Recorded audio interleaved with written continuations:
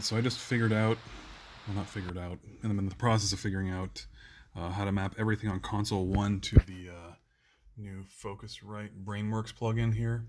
So far, I have everything working. I don't know if I can get this on the, I don't think it's going to focus here in picture, but for example, like when I turn our high mid gain here, high mid gain will turn up here, that kind of thing. I'll turn EQ on and off, all goes in and out. I've got hard gate on console 1 set to like fast attack here. So all these different functions are working, the high pass and low pass filters. The only stuff that's not really included, I haven't figured out how to implement yet because we're out of knobs, is the gain functionality on the compressor input, and also the whole filter bank over here. I'm just don't know how to implement that yet, and it's something I'm still working on. But everything else is really pretty functional. I have THD mapped to like the drive. I have the V gain mapped to drive characteristic. Obviously in gain is input gain. All the Q, all the frequencies, all that kind of stuff mixes just perfectly with this. All the gate stuff works well. The only moderately confusing issue you'll run into is that, unfortunately, obviously the knobs are not designed to align with this because they're modeled after the console, and consoles 1 stuff is modeled directly, for their software.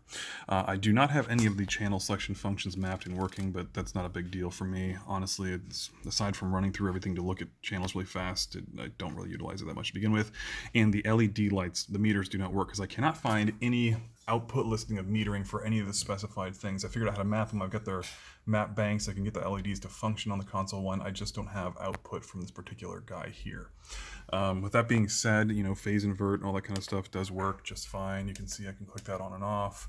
I did bind mute actually to the DAW and not this plugin itself. I don't know why that you would want to do that.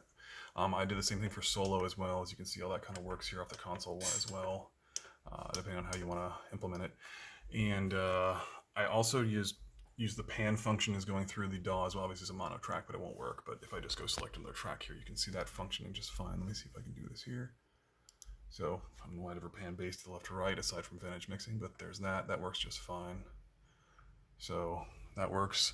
But yeah, everything is really functioning as it should, and I figured out how to kind of get it to work and travel with channels. So for example, if I go here, I'll just click, I have this on just 2 separate channels for testing purposes right now, but here's my snare bus right here. You can see all the lights are where they're at. If I go and click my kick bus, you can see all the lights shift and follow with it. So it works pretty darn well. I honestly don't really use the shape and compressor meters on here, to be honest with you. I mean, they're just, to me, not as accurate as looking up at the screen where my eyes already are anyways. So you can actually, without any issue, edit this. Oh yeah, that's the other thing I got working. This turns it on and off, just like on console 1. You can hit that, and boom, it's back on. The other thing I was able to get functioning here, as I was saying, was, oh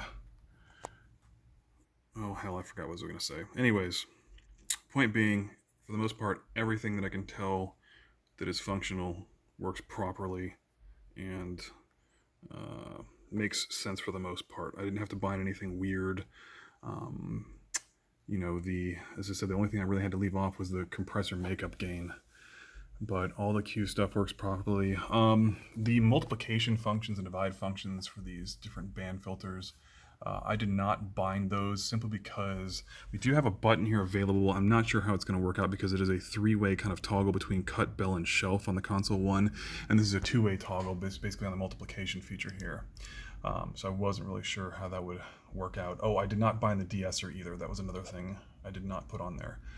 This kind of whole section down here just is a lot of pretty specific complex functionality I was not able to translate over to this. So other than that, yeah, everything seems to be working pretty well. It's pretty cool. I'm going to do some more testing. I'll go ahead and post the template up. If anybody wants to download it, they're welcome to.